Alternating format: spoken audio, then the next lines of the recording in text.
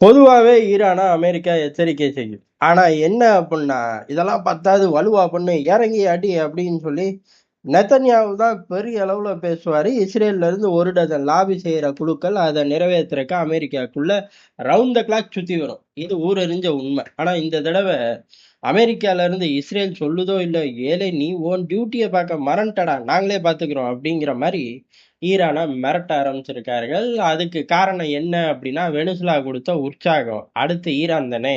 ஈரான்கிட்டயும் நெறைய கச்சா எண்ணெய் இருக்கு. இத தாண்டி ஒரு 3 3 1/2 வருஷம் இருக்கும். கமேனி புதுசா சில எண்ணெய் கிணறுகள நம்ம கண்டுபிடிச்சிட்டோம். வெற்றி, வெற்றி, வெற்றின்னாரு. கூடவே சேர்த்து யாருக்கு விக்கிறதுன்னு சேர்த்து சொல்லுயா அப்படின்னு அப்ப கேட்கல. இப்ப கேட்கிறார்கள் மக்கள். அந்த பிரச்சனைக்குள்ள தான் இப்ப அமெரிக்கா தலையிட ஆரம்பிக்குது. ஈரான் பதறுது. அமெரிக்கா விளையாட ஆரம்பிக்குது. யாரு வெற்றி பெறுவா, தோல்வி பெறுவான்னு சத்தியமா தெரியாது. காரணம் ஈரானுக்குள்ள ராணுவ ரீதியா இறங்கி சாதிக்க முடியுமா அப்படின்னு கேட்டா, அது மிகப்பெரிய கேள்விக்குறி. அதனால தான் அமெரிக்கா இன்னும் இறங்காம இருக்காங்க. ஆனா இந்த புரட்சிகளை எல்லாம் ட்ரிகர் பண்றதுல இவனை மிஞ்சறக்கு இதுவரையும் ஆள் இல்லையே அப்படின்னு யோசிச்சு பார்த்தோம்னா, இப்ப நடக்கக்கூடிய போராட்டங்கள் கொஞ்சம் வம்பான விஷயங்கள் தான். அதைத்தான் விரிவா பார்க்க போறோம். ஈரானோட போராட்டம், ஈரான் மக்கள் ஈரான்ல ரோட்ல இறங்கி போராடுறார்கள். ஏறக்குறைய ஒரு 11 நாளை தாண்டி அந்த போராட்டம் அப்படிங்கிறது மிக தீவிரமா நடக்குது. எல்லாரும் நேரடியா கமேனியை தான் எதிர்த்து போராடுறார்கள். கமேனி அரசாங்கம் பதவி விலகணும்.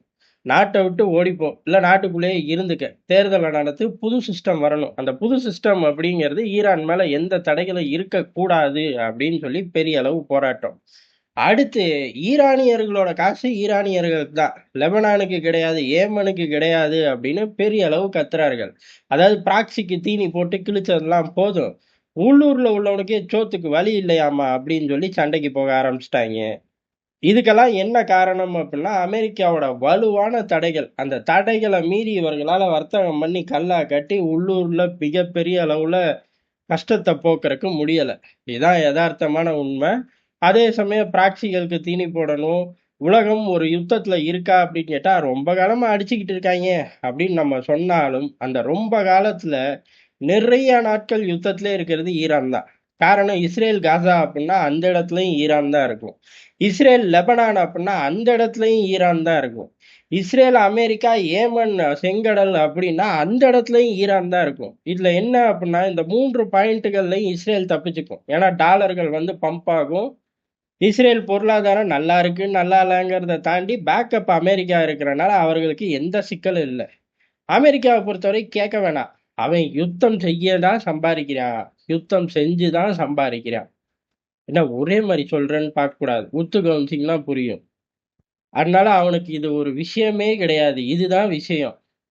ஈரானுக்கு அப்படி இல்ல. தடைகள், தடைகளை தாண்டி ப்ராக்ஸிகளுக்கு தீனி போடணும். ப்ராக்ஸிகளும் ஈரானும் யுத்தத்திலே இருக்காங்க. முடிஞ்சு போச்சா? இவ்வளவு சிரமங்கள்ல அங்க ஆட்சி நடத்துறதே பெரிய விஷயம். எதுக்கு இம்புட்டு வம்பு தும்பு? அவன் ஒன்னே தானே ஆகாதுங்கிறான் அப்படின்னு உள்ளூர்ல ஒரு கோஷ்டி கிளம்பிருச்சு. அமெரிக்காவை பொறுத்தவரை என்னைக்குமே அமெரிக்காவுக்கு ஒரே ஃபார்முலா தான். இங்க பாரு உங்க நாட்டு மக்களுக்கும் எங்களுக்கும் எந்த பிரச்சனையும் இல்ல. இன்னும் சொல்லப்போனா உங்களையெல்லாம் எனக்கு ரொம்ப பிடிக்கும். உங்க அரசு தலைமையை தான் எனக்கு பிடிக்காது. அப்படின்னு சொல்லி தான் வம்ப வளர்ப்பாங்க. கமேனி குரூப் விலகிட்டா போதும். ஈரான் மேல தடைகளே கிடையாது. ஈரான் சொர்க்க பூமியா மாறிடும். அது நம்பிக்கை கிடையாது. அமெரிக்கா தலையிட்டப்ப அந்த நாடு நாசமா தான் போகும். அவனுங்களா அவனுங்களுக்குள்ள உள்ள பிரச்சனையை தீர்த்துக்கிட்டா ஒரு வளமான எதிர்காலம் இருக்கு. கமேனிய தூக்கிட்டு அமெரிக்காவுக்கு ஆதரவா அதே சமயம் ஈரானோட நாட்டுப்பற்றோட இயங்கக்கூடிய ஒரு தலைமையை கொண்டு வந்தா தப்பிக்கிறதுக்கு வழி இருக்கு. இல்ல அப்படின்னா அமெரிக்காவோட கூஜா வந்து உட்கார்ந்தாங்க அப்படின்னா முடிஞ்சு போச்சு. இல்லை அப்படின்னா அமெரிக்காவோட கூஜா ஒரு சைடு, இன்னொரு சைடு ஈரானோட நாட்டுப்பற்றோட ஒரு கூட்டம் அப்படின்னு சொல்லி 2 கூட்டத்தை உருவாக்கி இருக்கிற எண்ணெயை ஓசியிலேயே எடுத்துட்டு போயிருவான். அதுக்கும் அவர்கள் தயார் தான். அதனால இந்த கூட்டம் ரோட்டுக்கு வர்றது பெரிய விஷயம் இல்ல. புத்திசாலித்தனமா நடந்து நாட்டையும் சேர்த்து காப்பாத்தணும். இல்ல அப்படின்னா லிபியா, ஈராக், ஈரான்னு 3வது நாடா சேர்த்து விட்டுருவாங்க. இதுல இருந்து தப்பிக்கிறார்களா என்னங்கிறத பொறுத்து இருந்து பார்ப்போம். முதல்ல கமேனி தப்பிப்பாரா அப்படின்னு கேட்டா, இப்ப அமெரிக்கா அறிக்கையாவே விட்டுருச்சு. இதுக்குன்னு அமெரிக்கால ஒரு ஸ்பெஷல் டிக்கெட் இருக்கு. கிரகாம்னு. அந்த ஊர்ல ஈமோஜி. ஊருக்குள்ள ஒரு பையன் மதிக்க மாட்டான். ஆனா எல்லா விஷயத்தையும் அந்த ஆள் தான் பேசுவான். அப்படி ஒரு அரசியல் டிக்கெட் அமெரிக்கால. அந்த ஆளு இப்ப மிரட்டி இருக்காரு. இங்க பாரு ட்ரம்ப்போட டேபிள்ல பேப்பர் ரெடி. ஏது கமேனியே டிக்கெட்டை கிழிச்சு தரோம். கமேனிக்கு டிக்கெட்டு கிழிக்க ஒரே ஒரு காரணம் தான், போராட்டக்காரர்களை அடக்கக்கூடாது, போராட்டக்காரர்களை போராட்டக்காரர்களை கைது செய்யற, ஜனநாயக ரீதியா போராடுற மக்களை நசுக்கிறத அமெரிக்கா பார்க்கவே பார்க்காது, அமெரிக்கா ஏத்துக்கவே ஏத்துக்காது அப்படின்ட்டாங்க.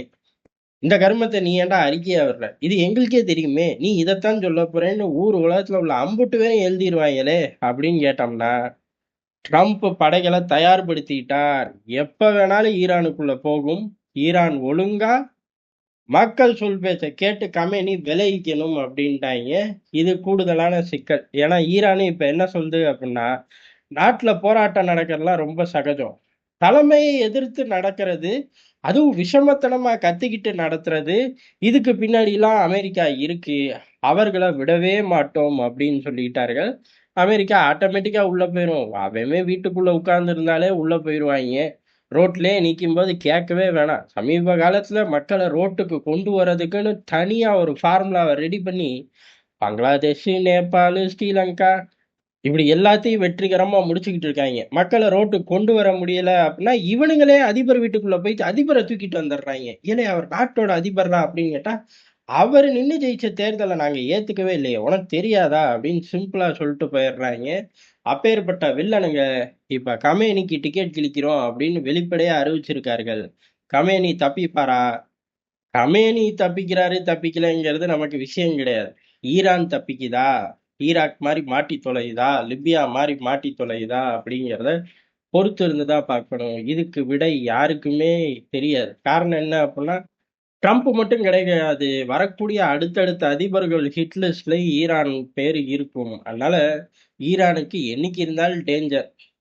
நோ டேஞ்சருக்குள்ள வர முடியுமா அப்படின்னு கேட்டோம்னா, அதுக்கு ஈரான் கச்சா எண்ணெயை அமெரிக்காவுக்கு தாரவாக்கணும், அமெரிக்கா சொல்ற மாதிரி நடந்துக்கணும், அமெரிக்கா நில்லுன்னா நிக்கணும், உட்காருன்னா உட்காரணும்.